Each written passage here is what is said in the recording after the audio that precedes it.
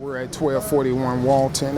This is a scene and police executed a search warrant where they allege that they found Mr. Bay located in this home and exit this back door. What we're about to do is kind of do a walkthrough and find out exactly what occurred just 4 or 5 days ago.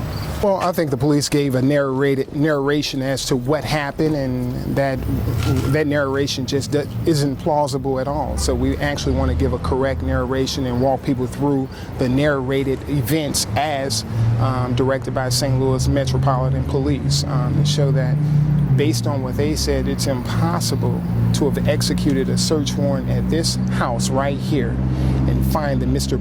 Mansour Ball Bay exit this back door, make it 2 houses south of here where he was ultimately shot. It's just virtually impossible.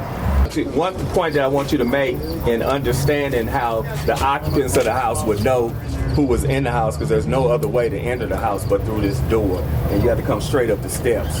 So there's no way somebody could be like downstairs and you not know it's a second floor resident. I've had one occupant that would have actually been sitting right here on this couch, which indicates she would have known if anyone would have been in this house, and she indicated that Mr. Ball Bay was not present in this house. And as you can see, the house is not that large. You'll know who's in this house and who's not in this house. And they're claiming Mr. Ball Bay would have been in this house. Mr. Ball Bay would have had to travel, according to police, down these steps right here. Oh, this is a lot of steps in the door. This had been on the door the entire day. It has not been moved. To police, Mr. Ball Bay would have exited that door. To properly execute that search warrant, they would have had to be here at the bottom of these steps, which means no one should have been able to get out this back door.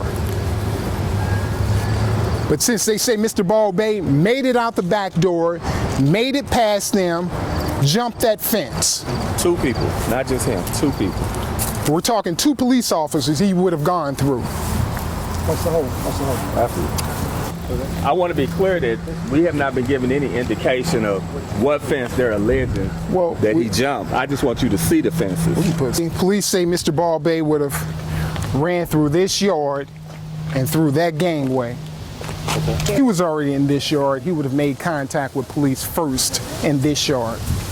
How many witnesses do you have that say he was here at this residence? We have witnesses that indicate he was not in the house, and then we have 2 witnesses indicated that he was in this yard here. And Mr. Ball Bay would have ran through this gangway.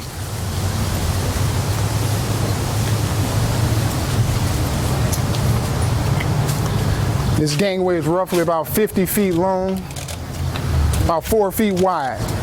As he ran down this gangway, he was shot from the back, where his body fell face forward, laying right in this very spot.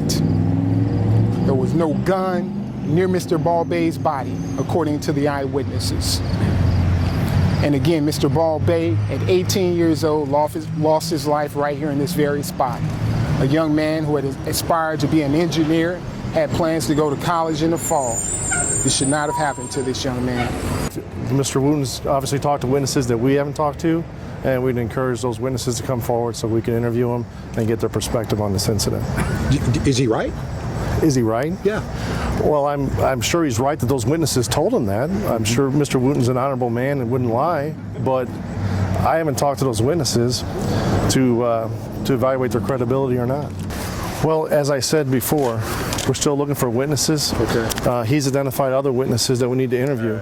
For me to describe the evidence or what other witnesses have described could taint their recollection of the event, and I don't want to do that. You can't. I wanted to tell you the funeral arrangements for Mr. Mansour Ball Bay, which will be this coming Saturday at Christ Pilgrim's Rest Church, which is 1341 North Kings Highway. There will be a viewing of his body from 9:30 till 10:30, and then the funeral will start at 10:30. And it's open to the public and to the press.